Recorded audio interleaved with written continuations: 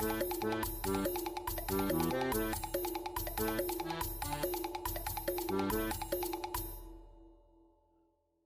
there, and yo ho ho!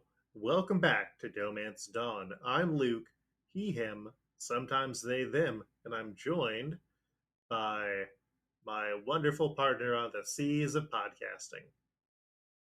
Hello, my name is Janine. My pronouns are she, they, and I have nothing to say after this. I thought I would when I started it. I'm pretty sure this is not the first time that has happened. It happens to everyone sometimes. I mean, it would probably happen to me if I ever didn't go first.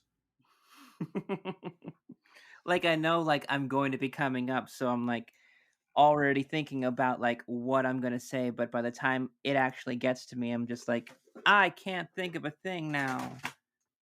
Yeah, I can understand that. Maybe next time we'll do some zip zap zop beforehand. Get nice, loose, and limber. I don't know. Maybe I'll show up next time with just a cue card of different ones to try out. I look forward to our new cue card wielding overlords. If you have a suggestion about how I could be able to introduce myself, um, tweet at us. We love engagement. Hi, and I'm Janine. Go fuck yourself. Yeehaw. Pew pew. How about that one? I don't hate it actually. That does seem kind of on brand. So full disclosure, initially we were going to have a guest on this episode. Things fell through. Our Devin, who was going to be our guest, should be on next week. I say should, but or on next episode. But he still sent in his uh picks for this week, so that's what's up with that. But also, initially, I was going to subject him to doing all these episodes in one episode, and it would have been way too much. Because, like Janine, we only got like halfway through the list of all the characters introduced in this arc. I think that if we went full tilt, it would have been too much It for would have been me. it would have been 3 hours long at least, like, and yeah. yeah. That's the point where Zencaster makes me write an email, or that's the point where Pinecast makes me write them an email and say, please let me upload a 3 hour podcast. Yeah, so we do have a bit of housekeeping because Janine, you know what I did last time? Got a house? No. Well, on this podcast where we discuss One Piece and contemporary Simpsons episodes, on the last episode, I made a meant where I mistakenly attributed the appearance of other Fox animated characters to season 30's couch gag, but it was in fact a season 25 couch gag and only contained the cast of Bob's Burgers, Family Guy, American Dad, and The Cleveland Show, along with some other Simpsons cast members in the episode Homerland. It is cursed.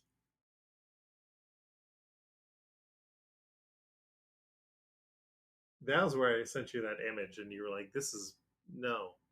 Yeah, it pretty much is that moment when you just kind of um just look at a very narrow point of adult oriented animation and you're just oh, wait a second. This doesn't feel good. It's like when you have a bowl of candy Mm-hmm. and you try to eat it with a spoon, just straight up disregard for how any of them taste together, but just mashing that particular kind of stuff inside of your mouth all at once and then trying to tell yourself that that was a good idea later. Okay, so different types of candy, not just like the full, not like the same type of candy, like when you just have a bunch of Skittles in your mouth and then you just have like a massive conglomerated sugar mess to enjoy for like Yeah, 30 that's minutes or mostly so. pink and kind of makes your spit double thick. Uh huh. And Um, it's not like the time that I tried Cadbury egg cereal, by which I mean I unwrapped a bunch of Cadbury cream eggs and poured milk over them. strangely, it sounds exactly like that. Wow, uh, what was this? there's a webcomic called Short Packed that's been running for years, and one of their characters in it, Robin, uh, ate it just for fun and then entered into a sugar daze so intense that she was, I believe, a senator of California Hmm, when she got out of it. hmm. That does say a lot. Also, she's a Um, lesbian. cool. Hmm. Good for California. Hmm. Less good in Dumbing of Age, the alternate universe story comic that continues, where she is not treated as much of a joke in many ways. But yeah, we are not here to discuss webcomics that started over 20 years ago, or webcomic universes that started over 20 years ago. We are here to discuss episodes of One Piece that initially ran between February 9th and March 16th of the year 2003. It's a different set of Wikipedias, but just know that they're the same amount of extensive. Mm-hmm. Uh, New Simpsons episodes that came out during this time include Pray Anything, where Homer starts praying and ends up taking over the church. Barding Over, which was the 300th episode where Bart gets emancipated. Homer has to skate off with Tony Hawk. I'm spelling as fast as I can, where it's the Rear Witch episode and Lisa's also in a spelling contest. A Star is Born Again, where Ned starts dating a Hollywood actress and can't cope with it. Mr. Spritz goes to Washington, where the Simpsons get Krusty to run for Congress, and C.E. Doe, where Homer ends up in charge of the power plant and is ultimately unhappy. I realized from this listing that there are a couple of these episodes that I didn't watch live, and there's a couple of them that I don't think I've seen at all. And I've come to the point where I think that starting next episode, I'm gonna have to watch The Simpsons again. Those episodes, because I can't find myself using contemporary Simpsons episodes if I haven't, in good Seen them. conscience, seen them. You know. Janine, my friend, I am so sorry because you're going to have some rough ones. I mean, I think it's out of the area where they were just kind of pointlessly throwing transphobic jokes out for no real reason. That was a lot of the Yeah. early 2000s. Yeah, there's like two or three seasons where they hit it hard. But yeah, I also am kind of at a point where it's like I could probably stand or I could probably use watching more of these episodes. But we have a bunch of new characters we can use now, like Buddha, Colonel Sanders, Bulky Batrachomus, Bronson Pinochet, Frankenstein's Monster, Realistic James L. Brooks, Jewish Rod and Jewish Todd, the Scarecrow, Old Larry, Moe, and Curly, and Richie Valens, Buddy Holly, and the Big Bopper. Hello, baby.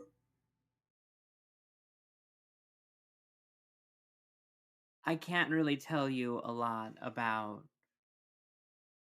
this entire list that we've just listed off.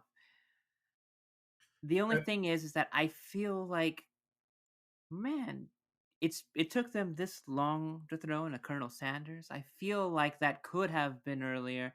If you told me that it happened like in season 8, I would have dead ass believed you. And like you're telling me that it's in this season, and I'm like, you know,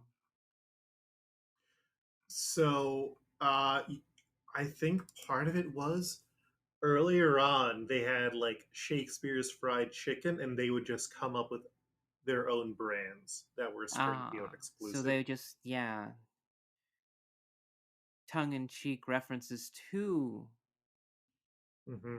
Colonel Sanders, but not actually being the Colonel official Colonel Sanders. Sanders. Yeah, Yes. I get it. But yeah, we are covering episodes 144 through 148 of One Piece this time. Are you ready? Yeah. These episodes include The Log is Taken, Salvage King Mashira, Monsters appear. Don't touch the Whitebeard pirates. Stop Dreaming, The City of Ridicule, Mocktown, The Pirate Summit. The man who talks of dreams and the king of underwater exploration. The Legendary Family, Liar Noland. Uh, Janine, Jaya is like one of my favorite arcs because we get a bunch of stuff in it. We get a lot of stuff.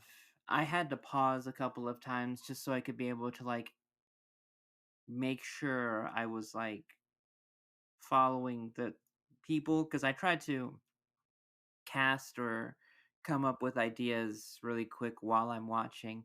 Hmm. And wow, this these batch of episodes were not very kind to that process.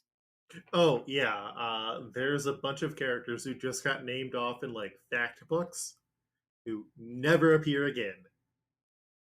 Wow. Uh-huh. Uh Next episode is going to rapidly introduce a bunch of people who do appear again and who are major. Like here we've got some big introductions, but next time is earth-shaking stuff. So yeah, we start off kind of continuing on with the massive ship, the Saint Brice, falling from the sky. And after the crew is able to avoid it, it turns out that the log post needle is pointing to the sky. And Robin's like, "Yeah, you know how there's an entire ocean in the sky. I guess we have to go up to the sky now." And that is when they find a map of the sky island Skypea before the ship begins to sink into the water. Janine, are you good with Sky Islands? I, as a concept, I still don't know what to think. Mm-hmm.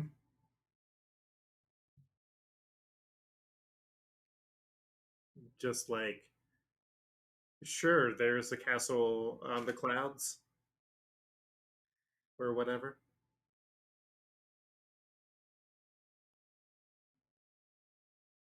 Wait, are you referencing something? That was a Les Miserables reference. Ah, I don't know musicals. Oh, that was one of the musicals I was in as crew. Ah. It's classic. I'm also a big fan of the book, which I have not reread in years. Actually, I only read it once, so yeah. And like I love that it's okay, well we need to get to the sky, but first we have to go and salvage this ship and find anything that we can. And so Usopp, just being incredibly handy, is able to make diving suits for Luffy's Sanji and Zoro. And as they're diving, a salvage ship run by Mashira, who is an ape-like man, but who's still completely human, appears, and he's like, "Yeah, I claim all the salvage in the water." And the rest of the crew's just like, "Interesting. Please go on and tell us more about this." Well, hopefully everyone comes up soon.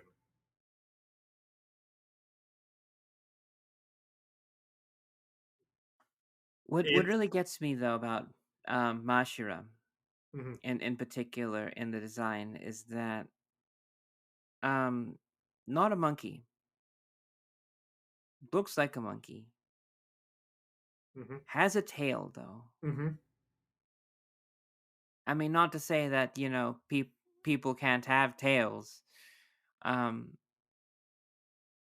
it's just I've never seen another supposedly just regular human have a tail, Hmm. and that kind of seems like it's could be big, but just given here as small, I don't We, know. we are like 500 episodes from them just being like, oh no, there is just a race of animal people.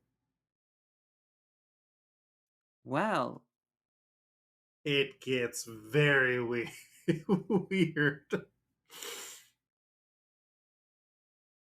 But yeah, first we'll get to meet one of the best characters from One Piece, who was a member of that crew. But yeah, so Mashira's men like go in to try and salvage the ship. They get attacked, so Mashira sends more people in. When they continue to get attacked, Mashira dives in, knocks out a Sea King, which is baller as hell, and then swims into the diving party. And then a massive turtle swallows the entire wreck and like starts pulling the ships around with it as the crews are kind of like, "Oh no, what do we do? What do we do?" It's it's just wild shit.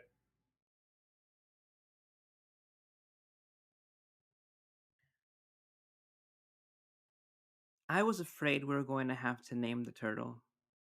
No, it's just an island turtle, Janine.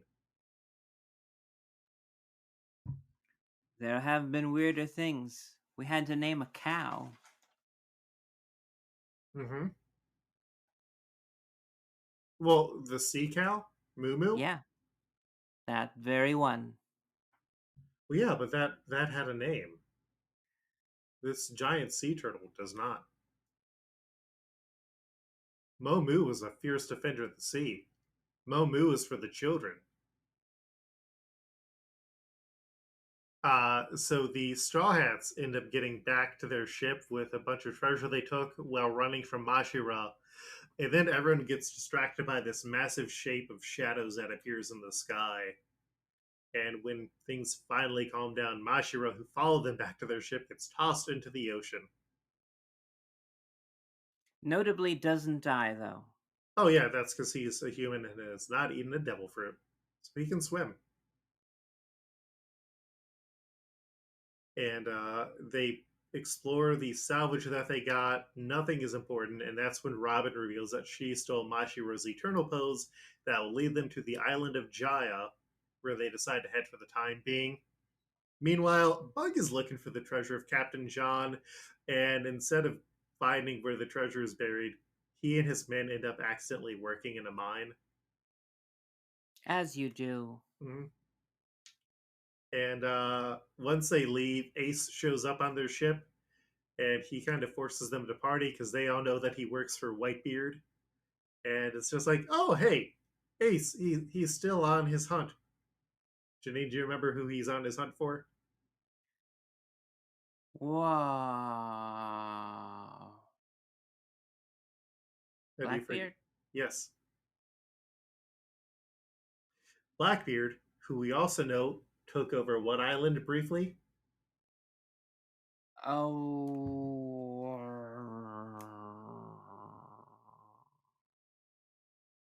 Drum Kingdom. That's right. Mm-hmm. Like it's all starting to run together in this arc. And so in Mocktown on Jaya, Bellamy accuses Roshio, another captain, of cheating and ends up defenestrating him through a window. Out on the sea, a weird sniper named Von Auger shoots a seagull that lands on the deck of the Going Merry, and everyone's like, what? We can't see another boat around here. What's going on?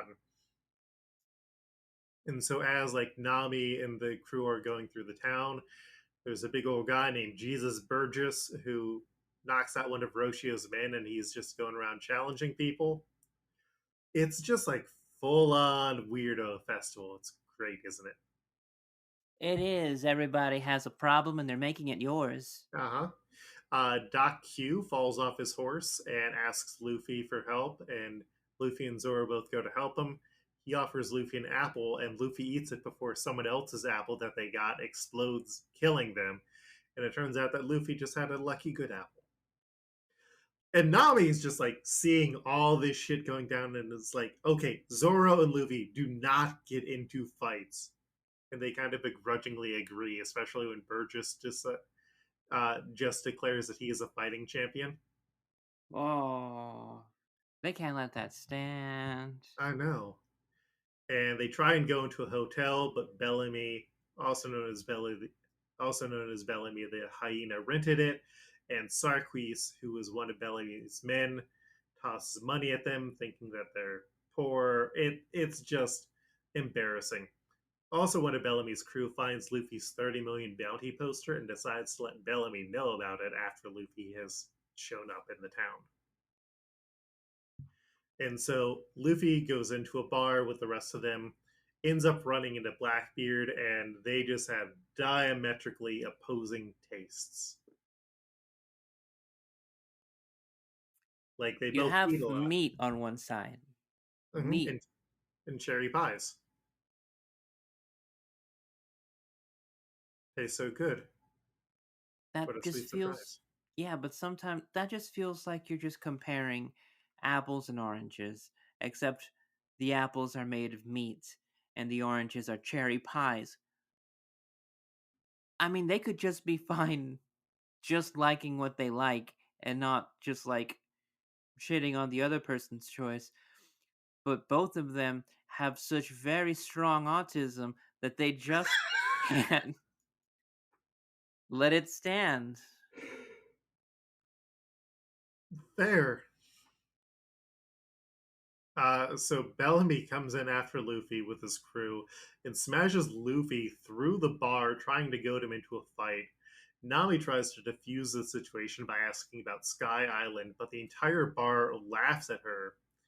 Bellamy's crew is just like, the Sky Islands are fake, and you'd have to take the Knockup Stream, which is a massive geyser that shoots you into the sky, but really all that happens is those people die, and then their ships fall down, and that's why people think there's islands in the sky.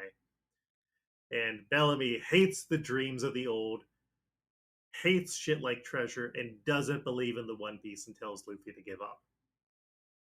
And Nami tries to be like, okay, Luffy, Zoro, fight now, kick their asses. And they refuse. And then Sarquis, who's like Bellamy's number two guy, tries to buy Nami, and she just calls him a small time thug, which is baller as hell. And she just leaves carrying out her crew, and Blackbeard, who already left, is just like, hey, you know that your friends won the fight. The Sky Island is real, insane with all the other dreams of pirates.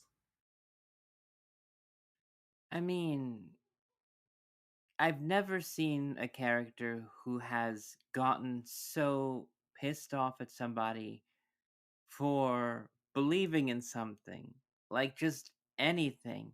It's just like the epitome of like 4chan. If you care about anything for any degree that they consider to be too much, Mm-hmm. you have to pay for it. And like I feel that's exactly what this guy's doing. I thought Something Awful was the website that you had to pay for. But who left this drum here? Anyway, Yeah. So Usopp and Chopper have been repairing the ship, which is showing a lot of wear.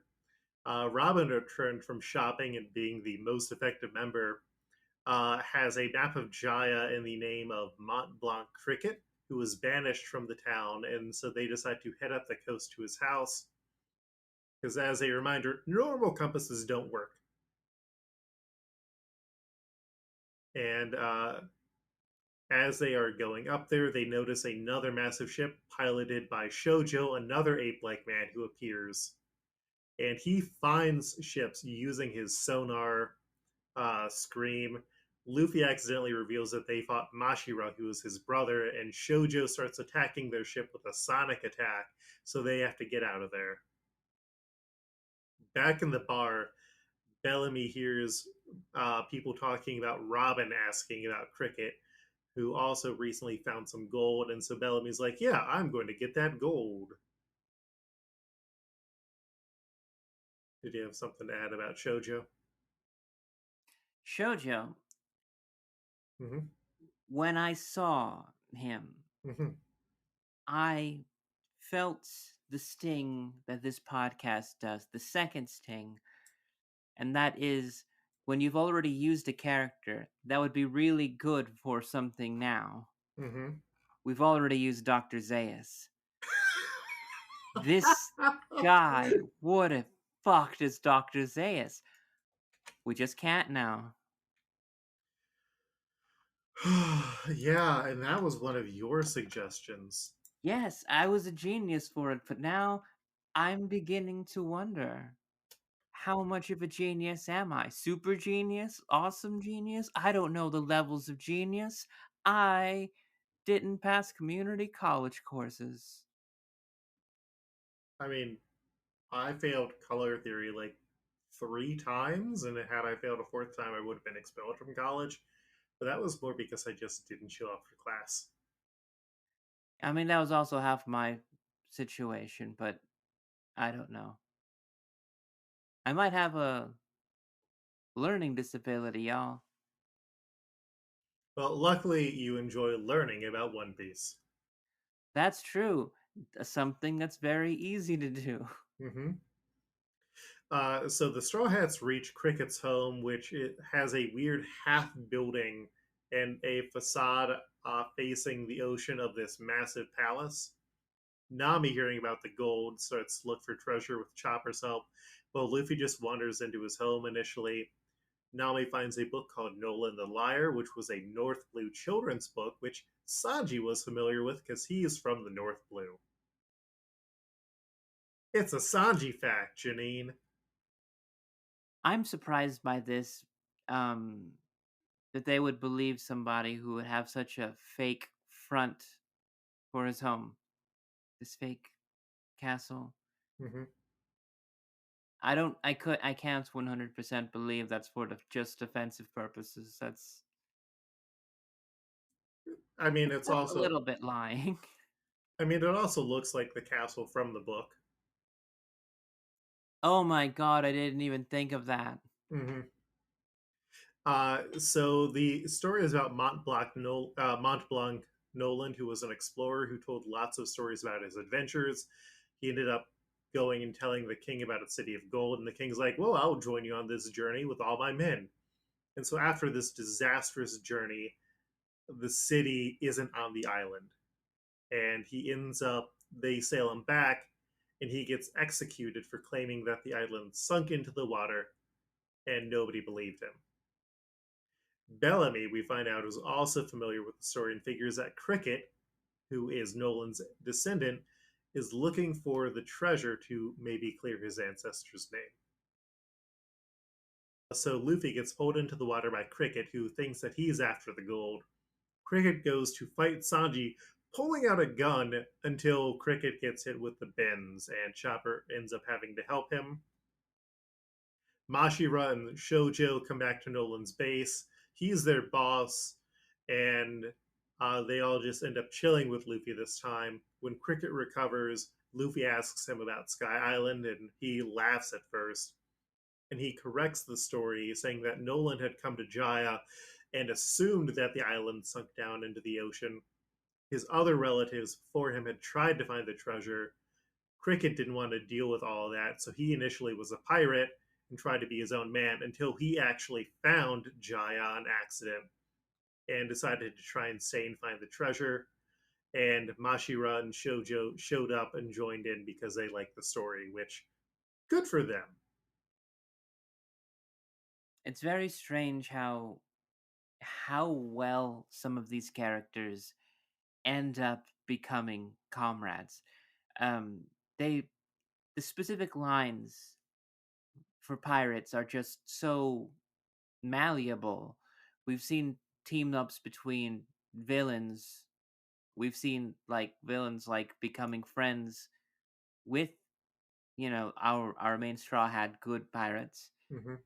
and now we could be able to just see like just pirates that are out in the world, agnostic of any kind of like grouping, at least so far from what I could be able to see, get together like up on their own. It's almost like the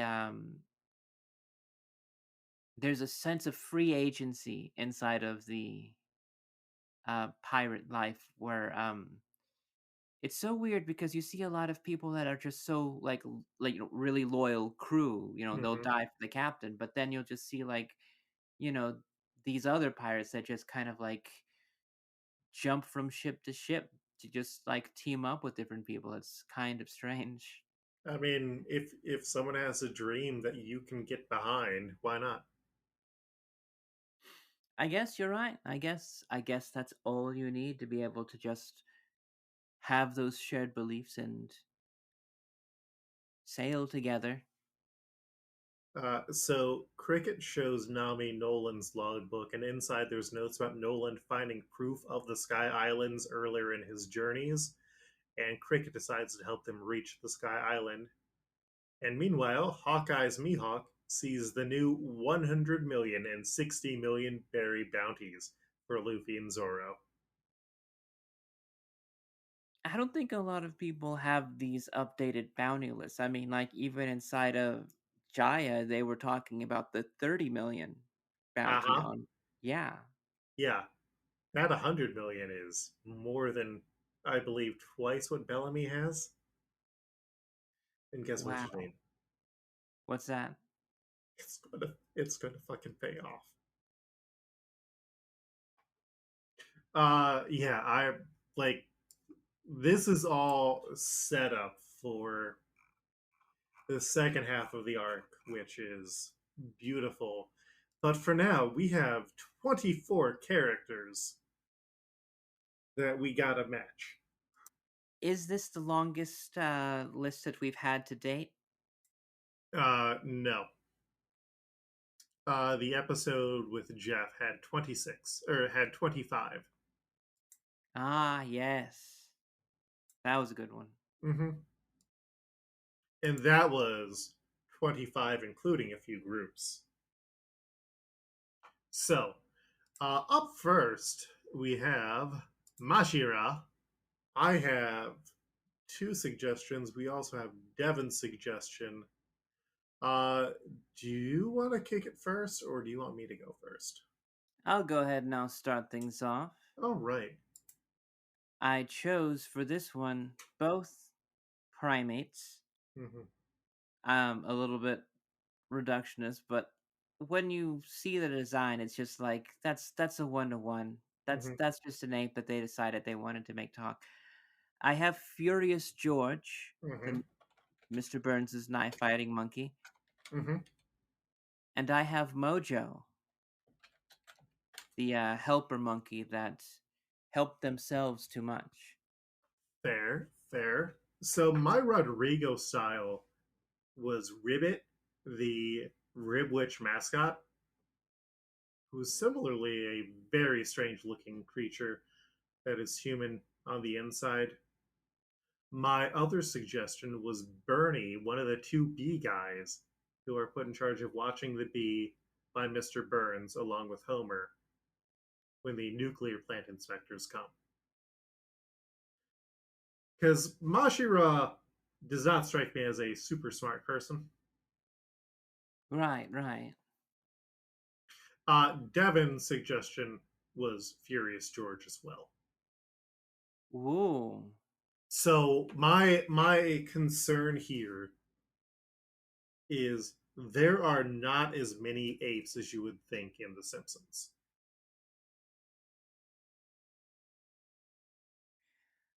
As much as I can appreciate that, Mm-hmm. I also can appreciate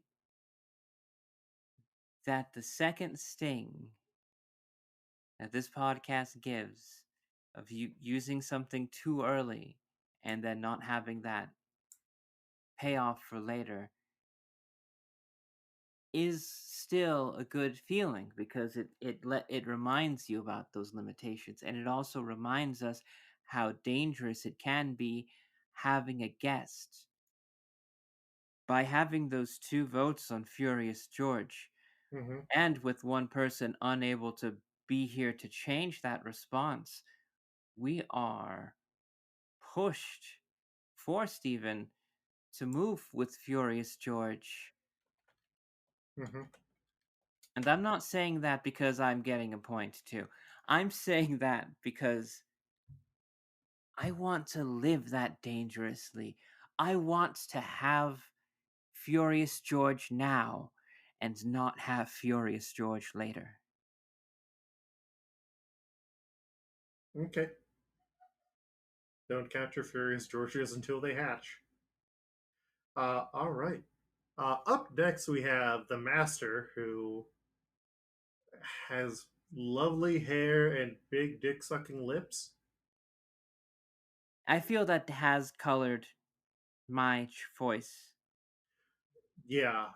Devin's suggestion was the orphanage guy who, when he finds out that some of the bricks are gone, he's like, we won't be able to open the orphanage this year. My two suggestions, my Rodrigo style was Larry Fine. My other suggestion was Roscoe, the gay steelworker. You know, we might have to go with that one because my suggestion Mm-hmm. was gay steel mill worker.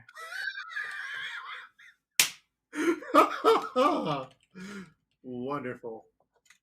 Isn't that great when that stuff overlaps in that Oh, particular way too? I feel like there's going to be a few of these where there's like one undeniably right answer, and we are going to hit it together and see what's happening. Uh, Up next, we have Bellamy the hyena, and Pere, pere, pere, pere, pere. Pere, pere, pere, pere, pere.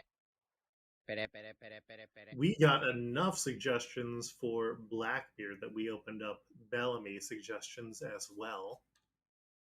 So, Welder Guy, that one Welder Guy suggested that freaking guns guy from the one where Marge joins the police, and our friend Olin, my wonderful Pikmin Bloom buddy, suggested Louis the Mobster.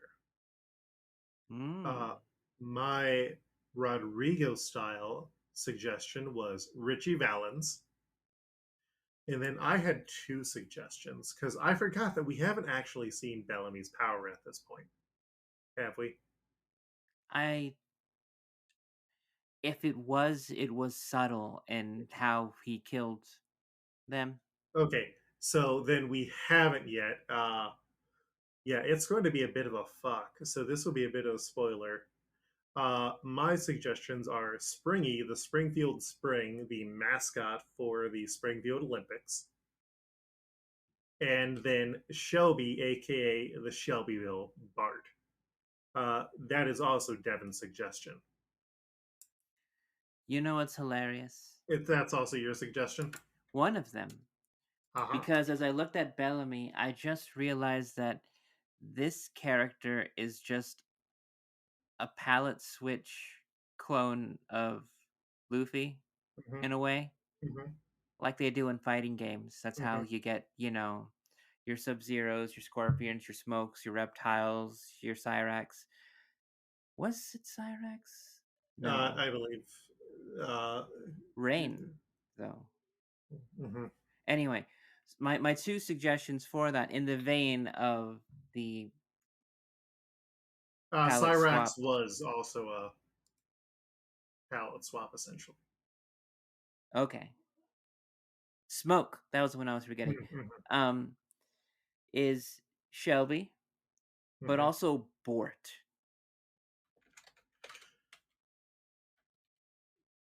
Which board? Specifically the Bart looking Bort.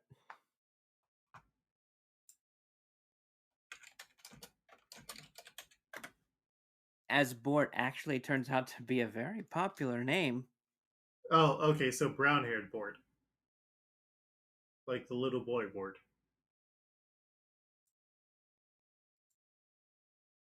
However, they have it set to distinguish different boards. Simpsons Wiki has both board and boardman. I will put that distinguishing in, but it sounds like we have a three-way agreement for Shelby, the Shelbyville Bart. Yeah, it seems like that's a shoo-in. It does. We then have Rochio, who Devin did not get a suggestion in for. My suggestions are Sam, who is a director of a movie, and also Dean, the blonde guy from the summer of 4'2". Who do you have for Rochio? Now, for Roshio, I was looking for on-screen deaths. Mm-hmm. So I got two of the ones that I kind of like for this character. The first one is James Bond, Mm-hmm. who gets killed by Hank Scorpio's men. Mm-hmm. And the next one is Jerry Springer. I can fucks with Jerry Springer. Ooh, Are you good to go with Jerry Springer? I'm good to go. Like 100% throw down for Jerry Springer. All right. So then we have Sarquis. And Devin and I both had an agreement here, and I'm interested to see if you also had this agreement. The Shelbyville Milhouse. What the fuck? No. Yes. Okay, I'm gonna screen cap right now my choices.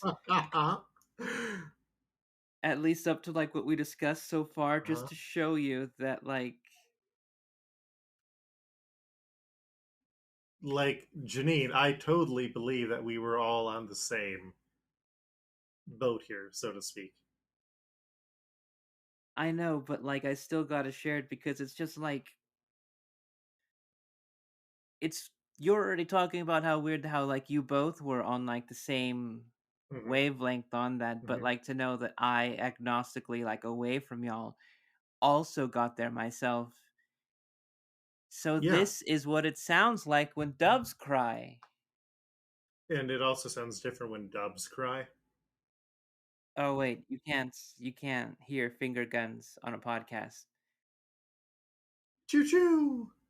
My other suggestion was John Armstrong, but obviously we're going with the Shelbyville Millhouse. Yes. We then have Von Auger, who weird looking sniper guy, got a cool hat and cape. Who do you have for Von Auger? I have Lavelle from Lavelle's Bodyguard School. Mm-hmm. Voiced by Mark Hamill. Really? Yes. Mark That Hamill's like in that same episode as himself too, right? yes. One of the things was that he wanted to not just play himself. Oh, wow. You know what? Right on for that. Like just becoming a regular citizen of Springfield instead of just making your own celebrity appearance is like so much more better. I mean, I think in many ways he's also like I don't want to say people. I can't say he is more well known as a voice actor, but he's done far more work as a voice actor than he has for playing Luke Skywalker. Like his Joker is more iconic than Luke Skywalker. I will say that. That is true. That is true. Um. All right. Did you have another one or just Lavelle? Just Lavelle. Okay. Devin's suggestion was Grandpa from the Fighting Hellfish. My three suggestions are Rodrigo Sile, Buddy Holly, and then I had Dave Shutton, who is the reporter from the Springfield Chopper. He's the person who initially reports on like Blinky the Three-Eyed Fish. And then I also had Secretary Van Houten. Um,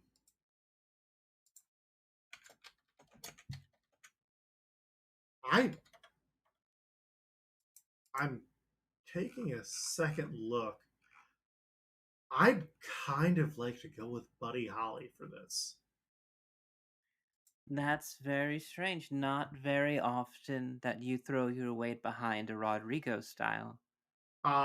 They both have glasses. They both have sort of the curly hair, and I feel like the way that Von Auger has been set up, and where we are in the comics now, is a point I, where I am in the comics reading it currently, he is a character who is still around and he is developing, and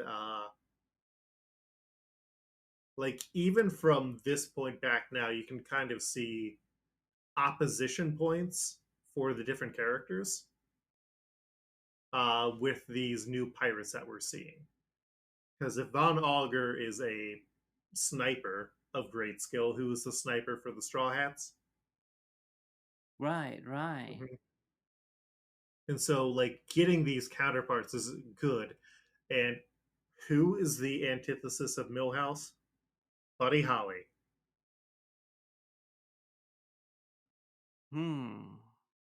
I don't hate it.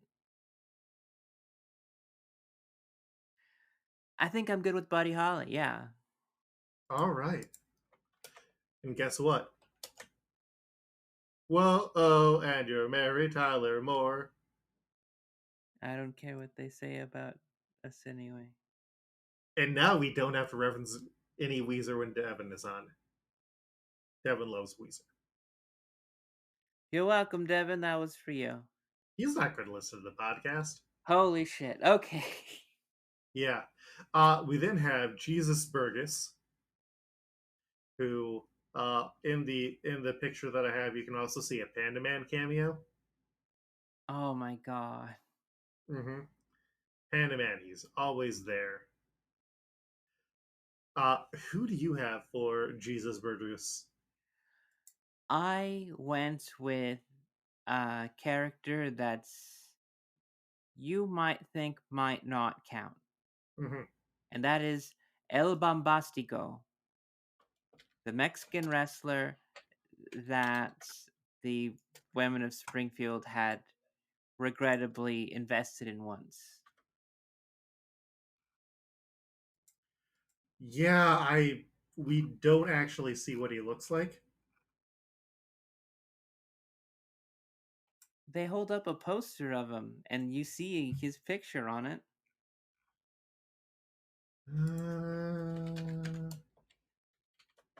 I'm consulting Frankiak.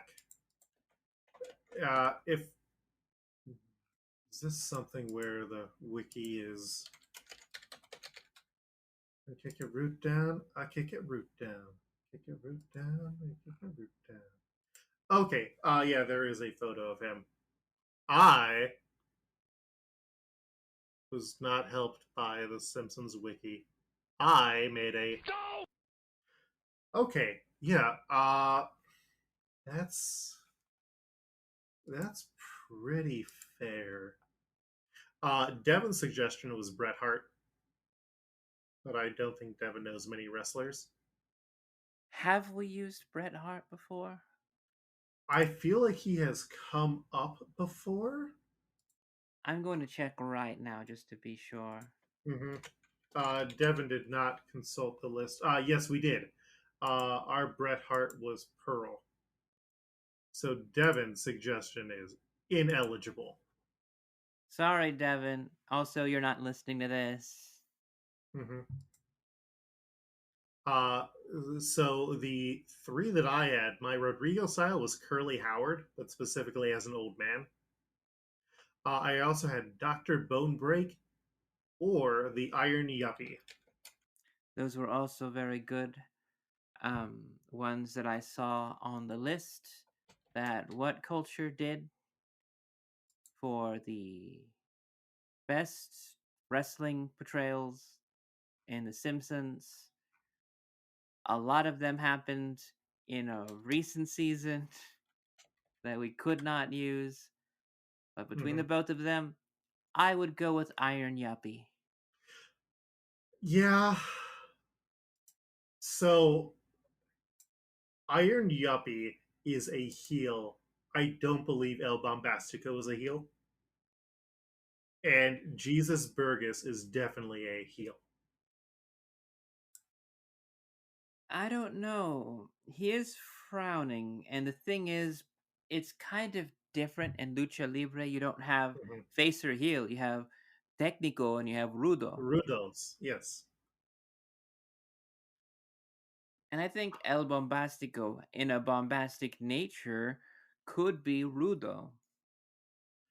I don't think he is though, because like the demeanor is very much like an El Santo. It's a serious and somber demeanor. The arms crossed are a show of strength, not necessarily a Eddie Guevara type poster pose. Hmm. Serious wrestling podcast. Yeah.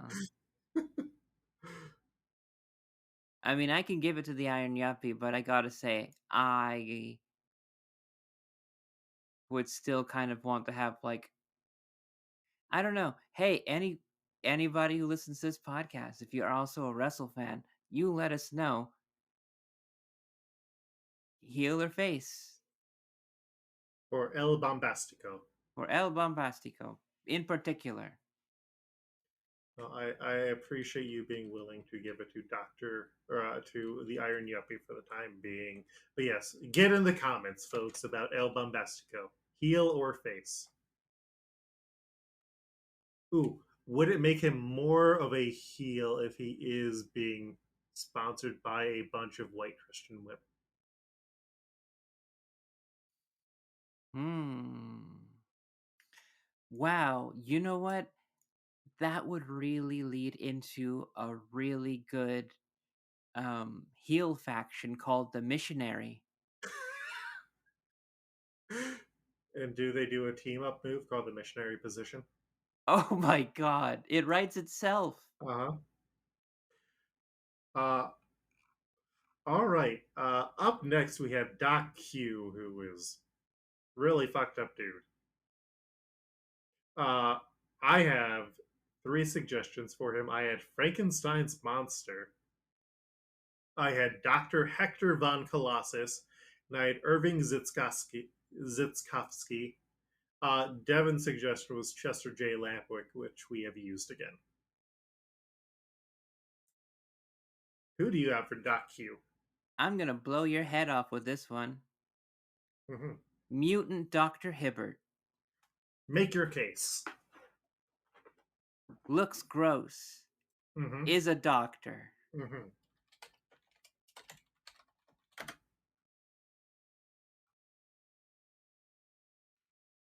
May I draw your attention again to Dr. Colossus, the supervillain who is bald and was once married to Malibu Stacy.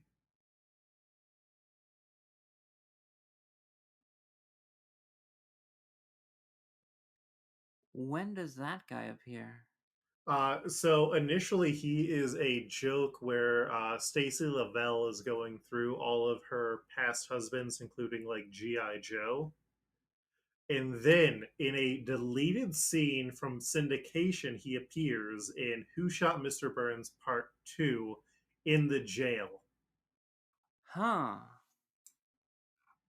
And that would be enough to have him eligible. Mm-hmm. And he is a unhealthy shade of green. All right, you'll get your green doctor. I appreciate that. But the mutants will rise. There's a lot of mutants we haven't used yet. There are, but I mean, we are like 3 arcs from the zombies. Oh So. my god. Of course there are. All right. We then have Stronger, who is Doc Q's really fucked up horse. Devin suggested Princess. I have 4 suggestions.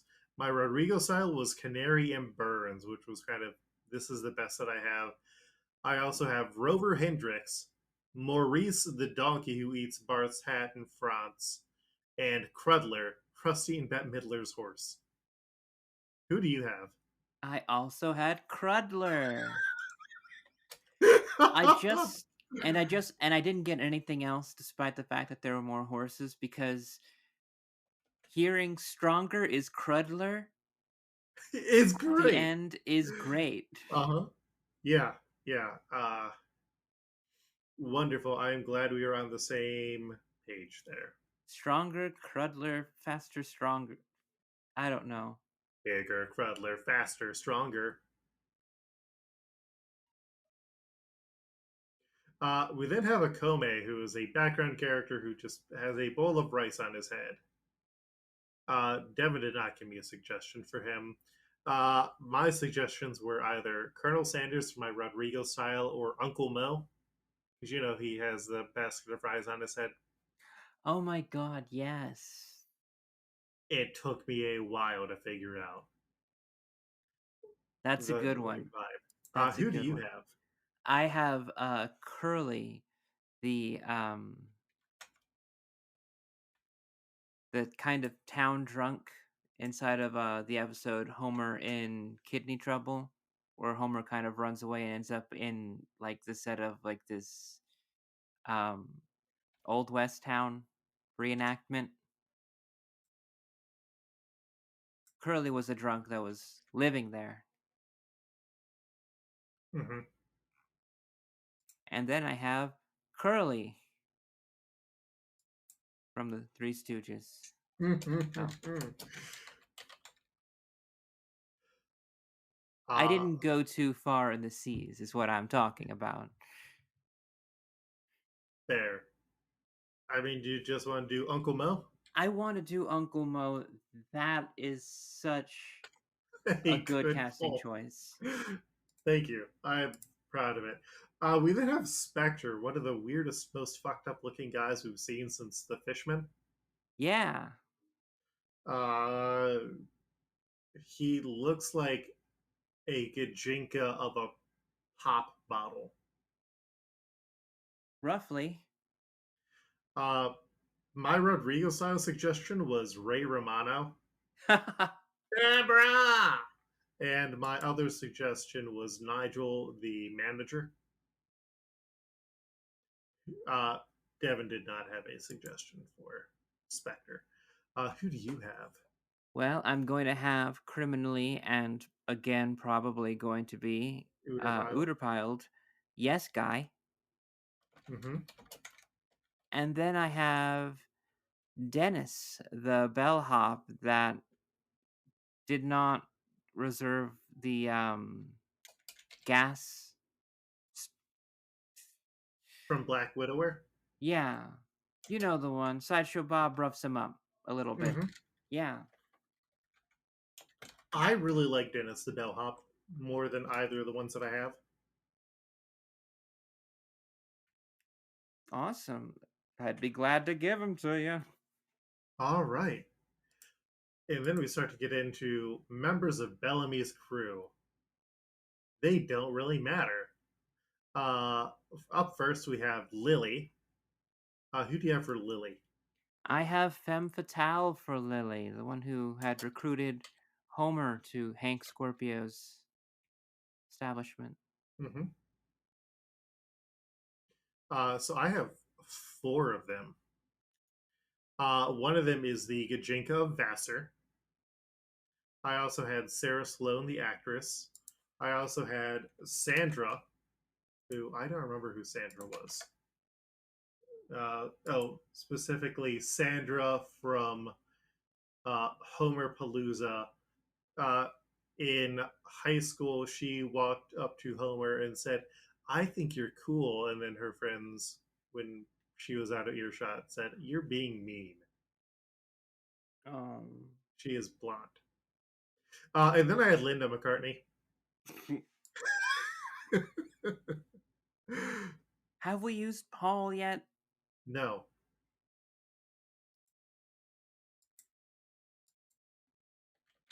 And you know why? What's that? Paul is dead. That's a Beatles reference. Oh, right. The backwards record. Mm-hmm. You play it backward. It says Paul is dead. Mm-hmm. So that it gives into the conspiracy that there has been no Paul McCartney. And yet he's the only Beatle who's still alive. So who do you want to give it to? I mean, Linda McCartney's married, so I feel like it would be weird to give it to her. Vassar's Yeah. got ridiculously hairy armpits, so I'm not sure if I'd be able to give it to her. But also, like, I'm getting married in April, so I can't really give it to any of these women. Also, they're all animated. I think Sandra being a mean girl is enough to give it to, or is enough for her. Yeah, I can give it to Sandra for the both of us. I hope you enjoy. Who do we have next? Up next, we have Eddie. My two suggestions for Eddie were Larry H. Lawyer Jr. and Paul McCartney. There it is. Mm-hmm. This one is going to mess you up. Because I found a character that looks kind of like him. Pretty close. Mm-hmm. That is KBBL guy. This is the producer that helps Dr. Marvin Monroe take calls when he's working as a radio, I guess, DJ slash psychiatrist. Who knows what Mm-hmm. that was? I mean, Eddie's hotter. Eddie's hot.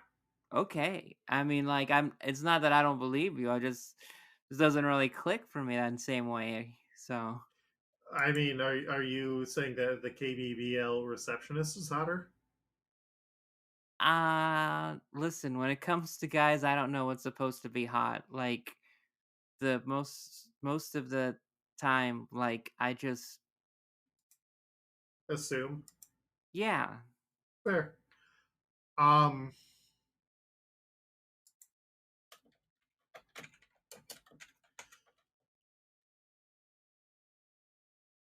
huh.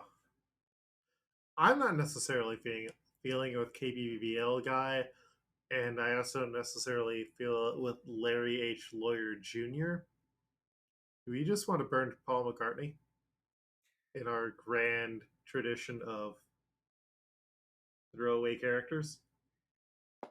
As much as I want to, I feel like the pair with Linda, Mm-hmm. both having them both together, Mm-hmm. is something that's kind of worth holding on to. But on the Okay. other hand, I can find a way to throw away a Linda McCartney if I have that in my like in the chamber ready to go. Uh, let's maybe table for the time being. Right, Oh, we have a lot of other names to go through. mhm. Let's not get caught up. Up next, we have Rivers, who Devin is going to be sad to know that it's not Rivers Cuomo, who hadn't appeared on The Simpsons yet at this point. We already did Weezer. Oh, right. What's with these homies dissing my girl? Who did you have for Rivers? My Rodrigo style was Tony Hawk. Ooh, My other one was Phil the cameraman. I had Pimp from The Homer They Fall, one of the associates that is hanging around Dredrick Tatum. Not labeled as a pimp, just a black man in a purple suit.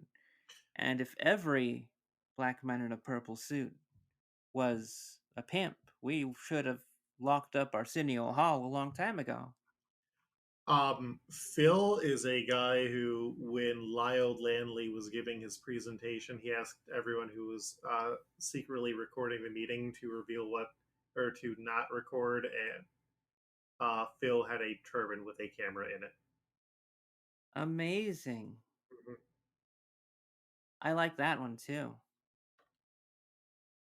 Let me see if I can find Pimp from Home Where They Fall. And Yeah, to it be is honest, it's like a purple, but like with the yellow. So like that person could just easily be like a Lakers fan that just Yeah. is just extra, you know? Let's get into the comments here. Be the But then first. again, like, I'm probably overthinking it and like giving too much credit to like 1990s level Simpsons, which probably would cast a pimp too. But So, you're also assuming that that the wiki knows what it's talking about. Like when they confused Stone Cold Steve Austin with Steve Austin, the $1 Million Man. wow. Yeah. That's a big one. Mm-hmm. If you had Stephen Fuller Austin, person who's responsible for Texas mostly, that would have been a harder. I don't know. I don't have it in me to make fun of the Simpsons wiki people. I rely on them too much to get through this podcast. Yeah. Without them, we would both have to watch a lot more Simpsons. And then would this really be a fun show? I feel like you just want to use Tony Hawk. Yeah, fuck it, throw Tony Hawk in. We'll never regret using Tony Hawk. The only Kickflip. way, the only way that I could have felt better about using Tony Hawk is if we had Tony Hawk available with Pell. Because we Yeah. didn't, Mm-hmm. you know, Mm-hmm. we missed out on the perfect one. I don't think there's ever going to be another one as close to Pell that I would ever give it to. Oh, shit. In that case, I feel like we Oh should my save god. Tony Hawk for Oh Phil the my god, you're cameraman. gonna be like, Yeah, oh no, I no, just Janine, remembered we someone. haven't gone to like the bird people island yet. Janine, we gotta save them for whatever the fuck We is are going going to on. be getting to them for like quite a while. Like they're still dealing with them in the anime. Yeah, no, we should save Tony Hawk. Uh, yeah, That's what yeah, I shit, thought when Tony shit. Hawk was doing NFTs. We should save Tony Hawk. Okay, yeah, so we should use Phil the cameraman then. Okay, Phil the cameraman. But don't fill him too much. Yes. We then have Murray, who she in a slinky yellow dress, then she got that pink hair. Whose name you got for her? I have Homer's high school date from Me Colonel Homer. too. Holy shit. Mm-hmm. Because there's not many people with pink hair. Gotta have pink hair. Pink hair and also mean. Mm-hmm. The other two of them that I had for her were the personifications of Bryn Mawr and Barnard. And Bryn Mawr is uh, the lesbian school, or the school who is willing to experiment with other female schools. Oh. So, who do you want me horny for? A personification of a college or Homer's high school date? I think we're gonna have to go with Homer's high school High date. school It's date. it's been on both of our menus. Mm-hmm. Uh, all right, we then have Manny, who just another person on Bellamy's, or on one of the crews. I forget if she's on Bellamy or Roshio's crew. My suggestions were Lisa Leslie, the actual female NBA player, or National Energy Convention model number one. Whoa. I had Janie Powell. I never get to use Janie in everything, but she's like the one student that's just always there. I feel like this is going to be a like Janie doesn't get a lot of lines or plots or anything. And I don't know if this character does either. Oh I'm no, just this throwing it, character man. like never appears again. Okay. So do we want to use Lisa Leslie, actual NBA or WNBA player?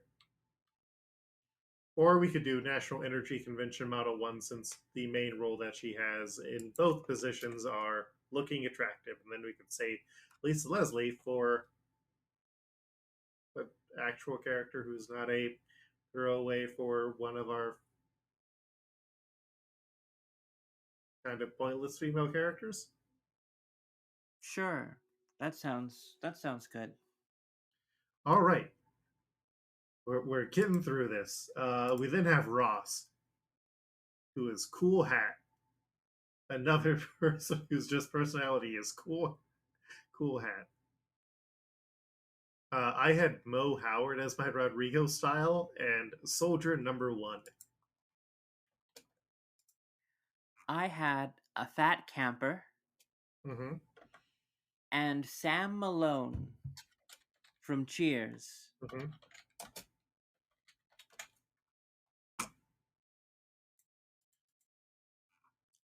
Because Ted Danson used to have some arms. Like Oh yeah. not like huge arms, but like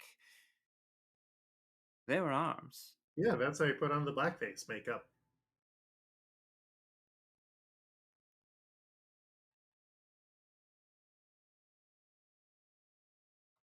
Were you not aware of the time that Whoopi Goldberg got him to wear blackface? Oh no, I knew that. I just like wanted to have that long dramatic pause to have everybody like, sit in it so like they could not run away from what was exactly said. A I bit would. uncomfortable, Thank you. just like Ted Danson in In blackface. blackface. Soldier number one was one of the guys who was angry that at Fort Springfield they brought out Little Miss Springfield Lisa Simpson as opposed to a woman who they could oogle less creepily. Ah. He also wears a hat. Okay. I see we're very hat centric. Did you know that a fat camper also has a hat? Let me see, Fat Camper. I like that it's specifically a fat camper. Right? Mm-hmm. Not named, but like specifically singled out Mm-hmm. by being a singular fat camper. Something I aspire to be one day. Though, may I bring up, Ross has visible abs and non-visible eyes. Okay, that's a strange thing to point out, but now that you've mentioned it, that's the only thing I can think about now. Here are my abs. Don't look at my eyes. No eye contact. My eyes are a void into My everything. eyes are a void. I had a gift of the Magi where I gave my eyes to somebody. And they got me these sweet abs. They got me these sweet abs. But I can't see my sweet abs now because I don't have my eyes. And if I don't get a kiss in 24 hours, the sea witch gets my abs back as well. That's what happens when you layer on your curses. Anyway,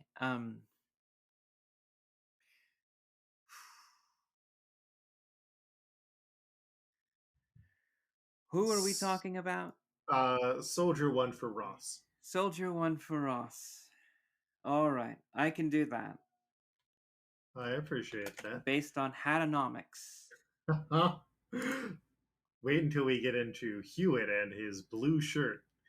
My suggestions were Larry Appleton and Blue Shirt Bart. Because you know Oh, about Blue Shirt Bart, right? I know the color difference of blue shirt Bart and the separate kind of. They just initially weren't sure what it was going to be, so there was a bunch of stuff where Bart had a blue shirt instead. Yeah, a lot of promotional materials. Yep. And Larry Appleton is the character played by Mark Lynn-Baker in the hit sitcom Perfect Strangers. Bum, bum, ba, da, da, da, da, da, da, da. I Stand had tall. the French chef. This person's a chef, they're evil. I just went with the first evil thing that I knew. The French. That's just how the Simpsons were in the 90s. I feel like the French chef has come up before. It has, but strangely's been Uterpiled every time. I feel like we still gotta Uter pile the French chef. I mean, this guy is not the chef for the crew. Damn, I was reading the wrong entry for the wrong thing then. Or was he? Oh no, he was the chef for the Bellamy Pirates. Yeah. He also never appears again. French chef has come up enough times. And yeah, shit. Next episode, we are going to have a good opportunity to use French chef. Oh my god.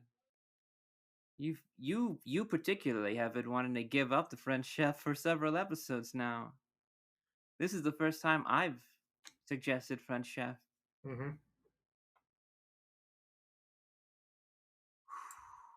All right, I'll let you pile him this once more without a fight. All right. Do you want to do Larry Appleton, a character who we also technically can use again because he is a separate character than his actor, Mark Lynn-Baker? Sure. I mean, I always like a double take. All right. We then have Terry, who is the bartender. I enjoy his mustache. My suggestions I had were Ribhead or the saloon bartender. Now, before I start with my suggestion, this guy looks like Terry Funk, the wrestler. Mm-hmm. I mean, strangely, particularly Terry Funk more recently. Mm-hmm. Which I don't know if it was like that was Terry's look at the time these episodes were out, and that was the basis of. But I do know that some wrestlers do give that inspiration, and seeing Terry, it's just hard for me personally not to see Terry Funk. Mm-hmm. Anyway, I have the Australian bartender. He gives Homer a very large Foster's can. I guess that's pretty big. Okay. You know what? I'm willing to go with Australian bartender. I've gotten quite a few in a row. To be honest, I find his vibe a lot much more similar to the Australian bartender than the saloon bartender. Mm-hmm. As the saloon seems a bit more fancier, and this seems like we're in Australia. Bellamy seems Australian. Fair enough. All right, Janine, we are at a crisis point. We are at a crux. We are at a point that I have been waiting for since I came up with the idea for this podcast. Like, Oh I my checked god. two things. One, that we would be able to do Bart as Stretch Dude, or Luffy as Stretch Dude, and then this pitch. So, Janine, who is your Marshall D. Teach, aka Blackbeard?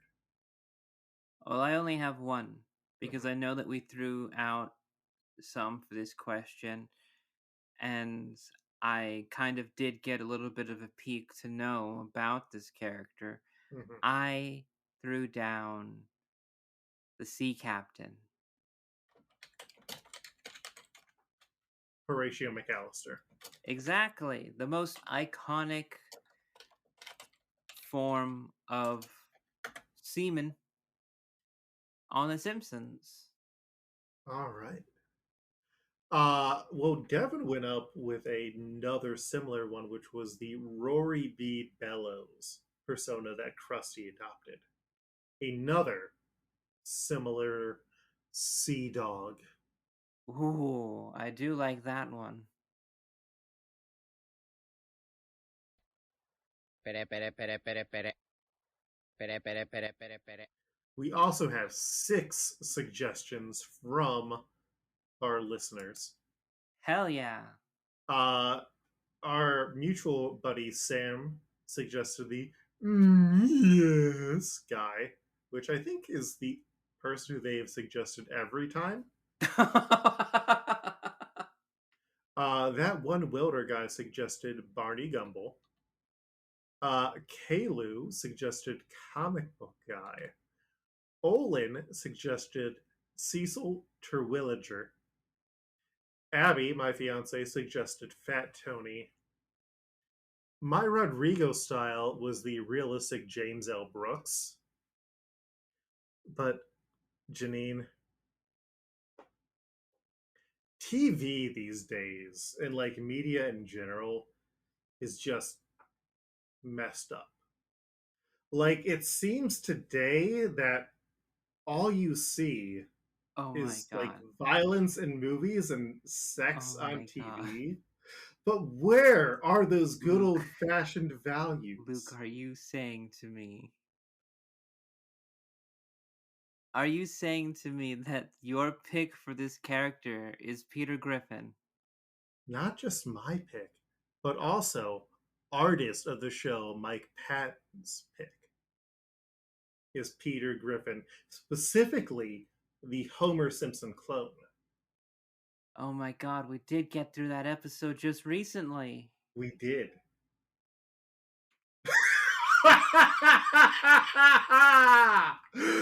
All according to Kikaku. Kikaku means a sexual act in which multiple people. I'm not gonna put finish hockey it. up different orifices. Yes. Yes. Anyway, we see from the start Blackbeard older than Luffy. Blackbeard and Luffy are counterparts, but are the antithesis of each other. That is the role that Blackbeard is going to take. That is the role that Peter Griffin has to The Simpsons.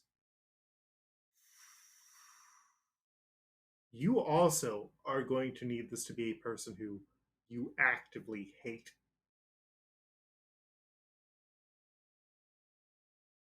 I think if we played this straight, then we already have 2 votes for Peter Griffin and my hands are tied. But barring that, and looking down at the facts of the situation, this probably is going to be something that I feel is going to have larger ramifications for the rest of us doing this. And it does put me in a position where something that I did will forever have the face of Peter Griffin on it. And that sounds terrifying. So I agree. I don't watch horror movies. I do this because this is the stuff that scares the fuck out of me, man. I'm Oh, gonna have to see One Piece Peter Griffin art now. Janine, it gets worse because what we've seen of Blackbeard so far is the least fucked up he is going to look.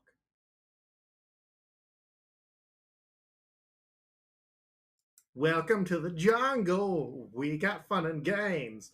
Also, we have Shoujo now for people who know the name. Yeah. Thank you, Janine. Thank you. All right, so shoujo. Yeah. So I'm assuming that Devin's suggestion was Mojo. My suggestions were Buddha and also the red-haired employee, the other bee guy. I'm assuming you also had Mojo. No. Oh. I had different primates for this one. Mm-hmm. The first one was Mr. Teeny, Mm-hmm. and the second one is the ape bank teller who says you'll go ape.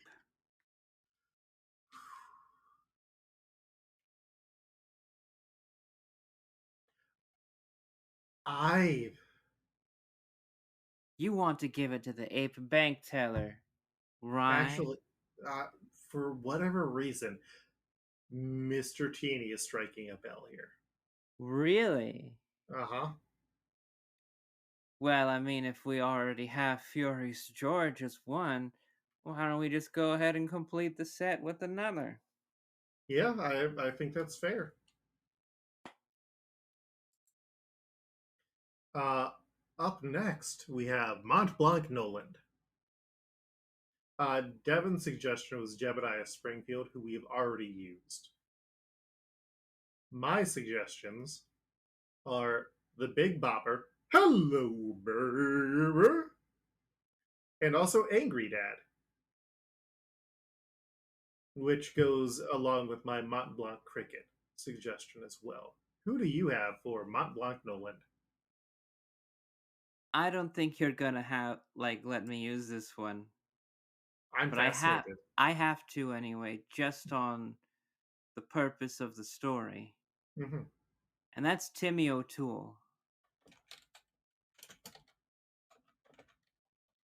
Bart's persona that he pretends to be trapped in the well. Yes. Yeah, that's we do we ever see an image of Timmy?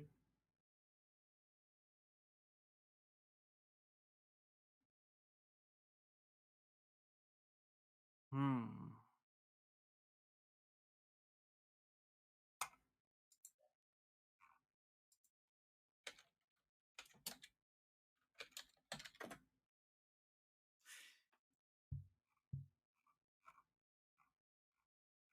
Do we?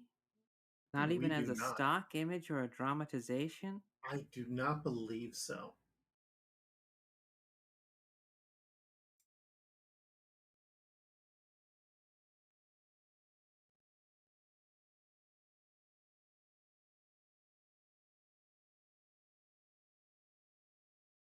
I guess we don't.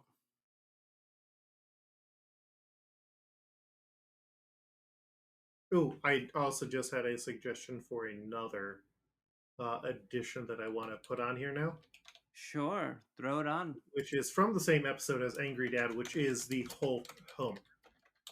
Now, are you familiar with that episode at all? I Angry am. Dad.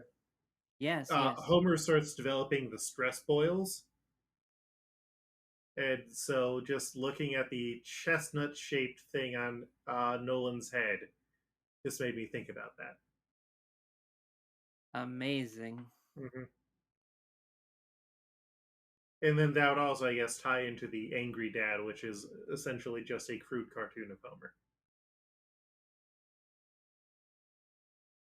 I can give it to a cartoon. To a cartoon. Of Homer. So Yep. Angry Dad. Yeah. All right. We then have Aruyuyaten V, the fifth. Devin's suggestion was George Washington. My Rodrigo side was George Plimpton and a hot plate. And my other suggestion was the Danger Dog Mayor. Ooh. Who do you have? I have the only king that I serve, the Plow King, baby. Excellent.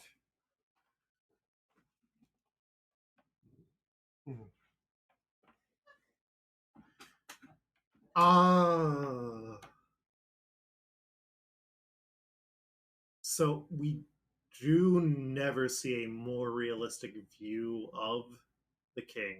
I don't believe so.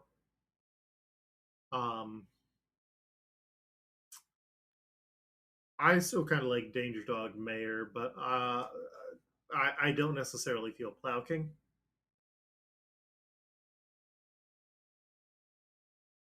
I'm really curious. Is it Mhm. because Plow King is too good that you'd want to hold on to, or is it because Plow King isn't good enough?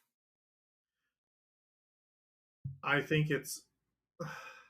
I hate to say Uter Pile for the Plow King, but also kind of Uter Pile for the Plow King. All right, that's fair.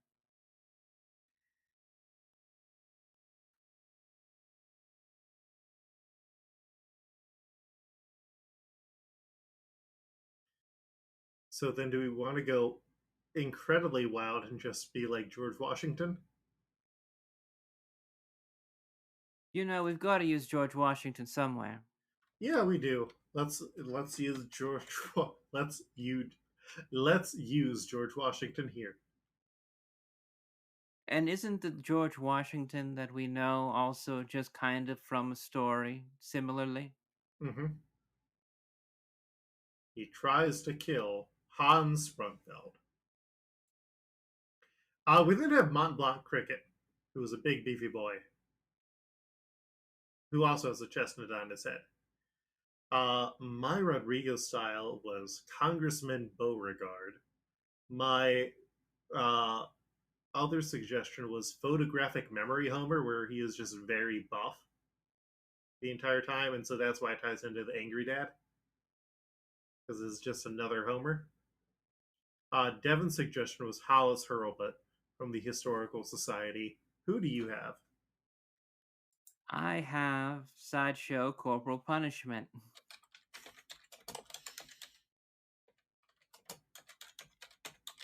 Kind of fitting hand in hand with the Mr. Teeny option that I've also had.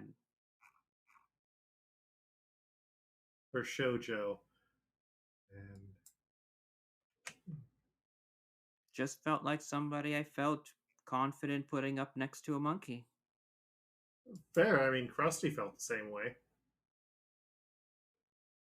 I would say Sideshow Corporal Punishment is a character who has enough of a military look that we may want to Uter pile him for a military character.